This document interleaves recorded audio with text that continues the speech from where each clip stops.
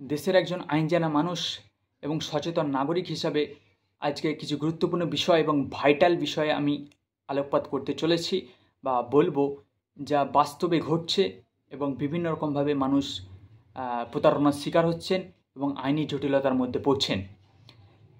জমি কেনার ক্ষেত্রে অর্থাৎ এমন কিছু মানুষ আছে জমি কিনছেন, জমি শুধুমাত্র দলিল দেখে কিনছেন, কোনো রকম রেকর্ডস দেখছেন না, আরওআর দেখছেন না, পার্টিকুলার সেই জমি রেকর্ড আছে কি না তা না দেখেই শুধুমাত্র দলিল দেখে সেই জমি রেজিস্ট্রি করছেন। অতঃপর আপনি সেই দলিল দেখে রেজিস্ট্রি করার পরেও আপনার পার্টিকুলার রেজিস্ট্রিকৃত দলিল থাকা সত্ত্বেও আপনার নামে রেকর্ড হচ্ছে না এবং আপনি আরওআর থেকে বঞ্চিত হচ্ছেন, রেকর্ডস অফ রাইটস আপনার আসছে না।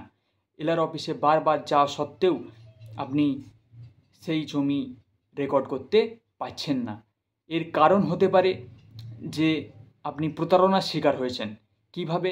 আপনি দলিল দেখে জমি রেজিস্ট্রি করেছেন, অর্থাৎ জমি নিয়েছেন, কিনেছেন, কিন্তু সেই জমি হতে পারে আপনাকে দেওয়ার আগে, আপনাকে বিক্রি করার আগে অন্য কাউকে সে বিক্রি করে দিয়েছে এবং তার থেকে রেকর্ডস অফ রাইটস অন্যের নামে অলরেডি ট্রান্সফার হয়ে গেছে, কিন্তু আপনাকে সেকেন্ডবার ওটাকে আবার অর্থাৎ দুবার বিক্রি করা হয়েছে, অর্থাৎ একাধিকবার আপনাকে সেই জমি পার্টিকুলার পুরানো ডেট দেখিয়ে বিক্রি করা হয়েছে।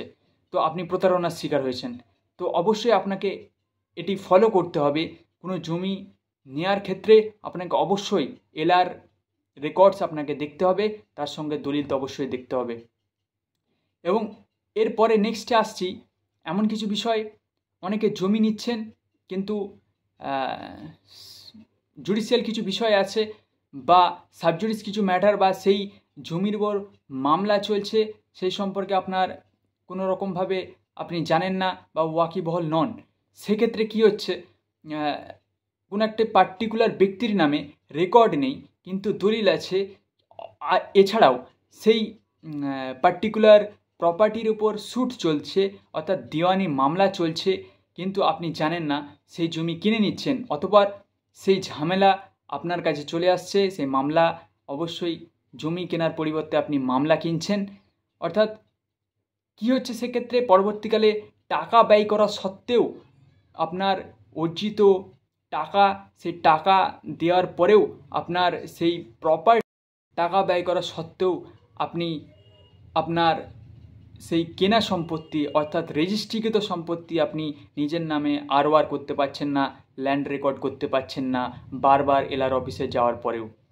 এটি শুধুমাত্র আপনার সচেতনতার অভাব, আইনি লিগ্যাল ফর্মালিটি, যেগুলো লিগ্যাল দিক, আইনি দিক, সেগুলি আপনি পর্যবেক্ষণ করেননি এবং অনুসরণ করেননি, সেক্ষেত্রে আপনাকে এই রকমভাবে বিপদের সম্মুখীন হতে হচ্ছে। ডে বাই ডে এরকম বিভিন্ন রকমভাবে সমস্যা আমরা দেখতে পাচ্ছি এবং বিভিন্ন রকমভাবে বাস্তবে এটি ঘটছে।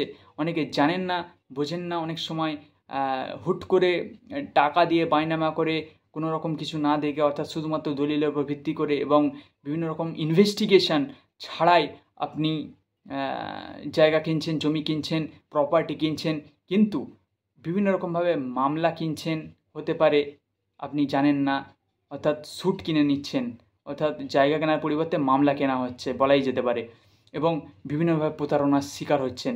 তো অবশ্যই সচেতন নাগরিক হিসেবে এবং আইন জানা ব্যক্তি হিসেবে বলবো, এগুলি অবশ্যই দেখুন এবং সচেতন থাকুন, সতর্ক থাকুন, যাতে কোনো রকম আপনি প্রতারণার শিকার না হন। অতঃপর আপনি সচেতন থাকুন, ভালো থাকুন, সুস্থ থাকুন।